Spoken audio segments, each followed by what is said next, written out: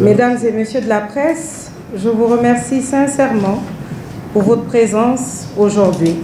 C'est un réel plaisir de vous accueillir au ministère de la Pêche et de l'Économie maritime, entouré de mes proches collaborateurs ainsi que des membres de ma délégation qui m'ont accompagné lors de ma récente mission à Abidjan afin de partager avec vous cette étape cruciale du rayonnement de la Guinée dans le secteur halieutique régional.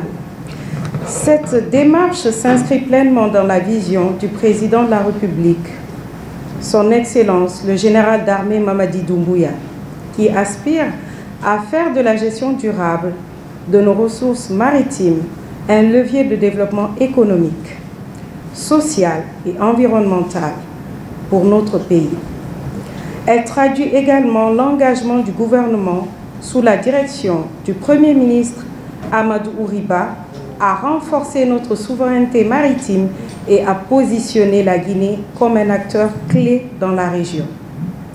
Pour votre information, les 23 et 24 avril 2025, les ministres et experts des États membres de la conférence ministérielle sur la coopération halieutique entre les États africains riverains de l'océan Atlantique, COMAFAT, dont l'Angola, le Bénin, le Cameroun, la Côte d'Ivoire, la République démocratique du Congo, le Gabon, la Gambie, le Ghana, la République de Guinée, la Guinée-Bissau, la Guinée équatoriale, le Libéria, le Maroc, la Mauritanie, Sao Tomé et Principe, le Sénégal, le Togo se sont réunis à Abidjan, en Côte d'Ivoire, à l'occasion de la tenue de la 11e session ordinaire de la conférence des ministres de l'institution. Mais avant de vous donner les résultats issus de cette rencontre, revenons sur l'organisation intergouvernementale COMAFAT.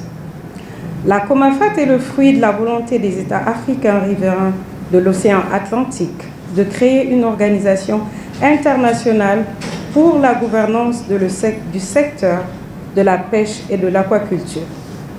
Elle a vu le jour en 1989 et à date, 22 pays africains allant du Maroc à la Namibie sont membres. Quel est l'objectif de la COMAFAT?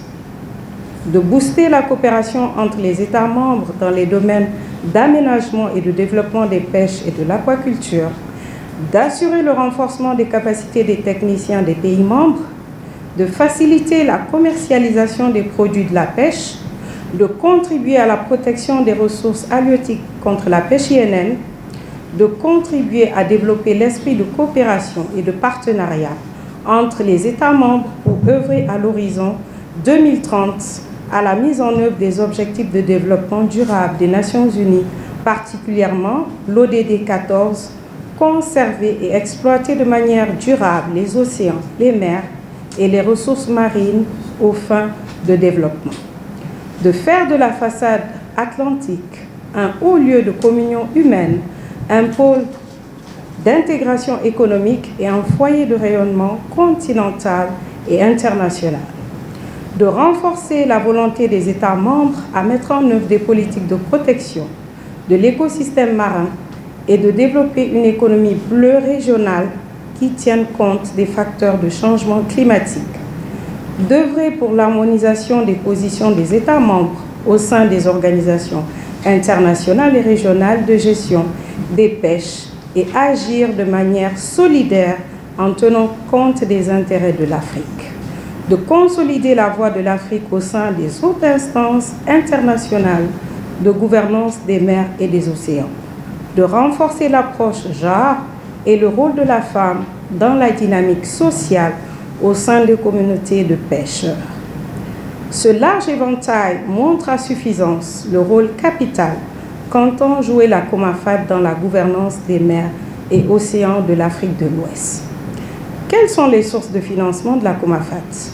La COMAFAT bénéficie de l'appui financier du Japon à travers la fondation OFCF, une fondation pour la coopération pour le développement de la pêche avec les pays d'outre-mer.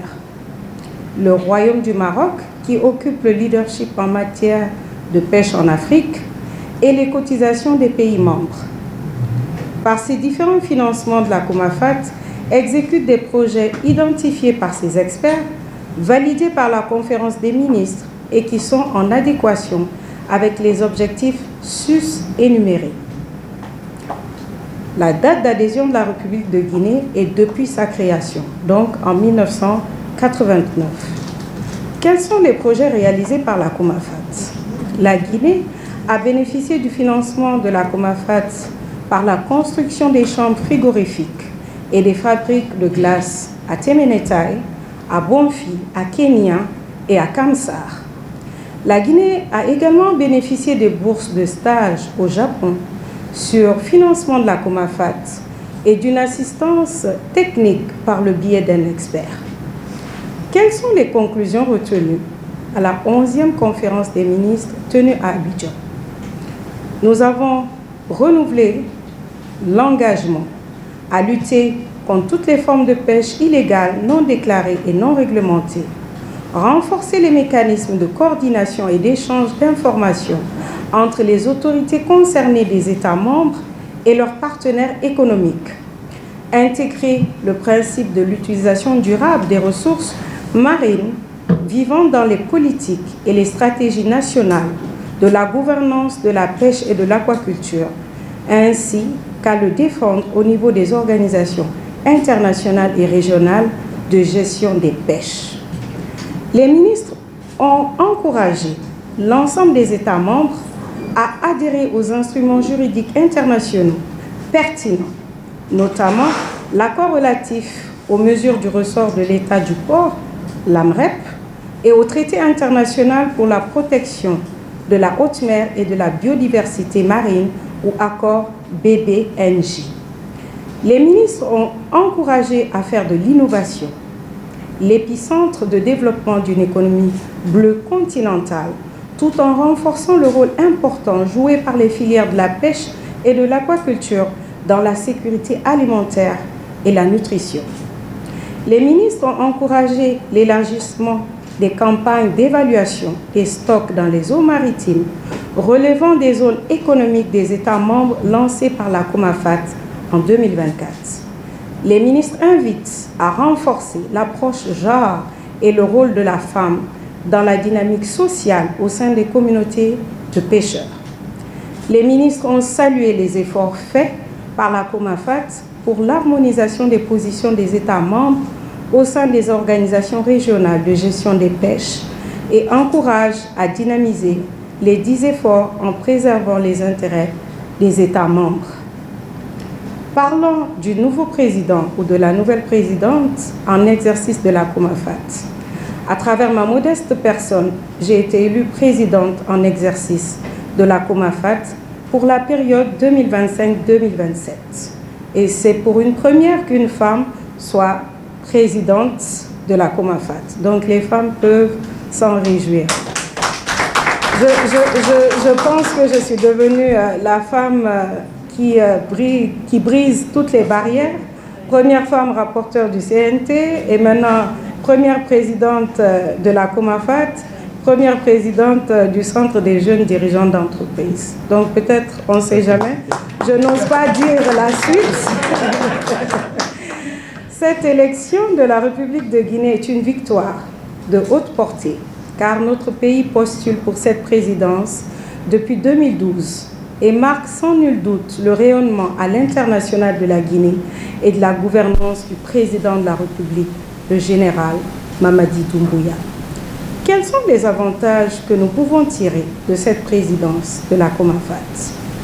Le rayonnement de la Guinée et du président de la République à l'international, le renforcement de notre coopération avec le Japon, le renforcement de notre coopération avec le Royaume du Maroc, le renforcement de la coopération avec les autres pays membres de la COMAFAT, le renforcement de notre coopération avec les partenaires techniques et financiers traditionnels de la pêche et de l'aquaculture.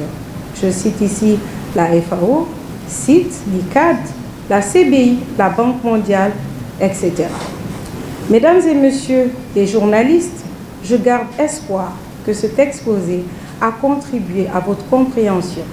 Des questions seront abordées et je laisserai mes techniciens m'appuyer pour répondre à vos questions. Vu que c'est un point de presse, nous irons très vite. Nous allons prendre uniquement 3 questions parce que j'ai d'autres engagements ailleurs. Je vous remercie pour votre aimable attention et je reste à votre disposition avec mon équipe.